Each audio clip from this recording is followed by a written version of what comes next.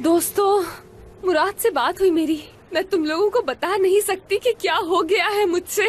फिर से कुछ गलत हो गया क्या? क्या होगा? जो होना था वो तो हो गया होगा। अब एक काम करो, बहादुर बनो, जो कुछ भी हुआ है आगे बढ़ो और उसका सही से सामना करो।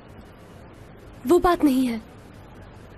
मैंने उस दिन मुराद से ये पूछा कि तुम मेरे बारे में क्या सोचते हो, कैसी लगती हूँ मैं, और ऊपर से अब मुझे कुछ भी याद नहीं है उस दिन के बारे में। आखिरकार तुमने उससे पूछ ही लिया। इसे कहते हैं बहादुरी वाला काम। फिर क्या कहा उसने? क्या कहा होगा उसने?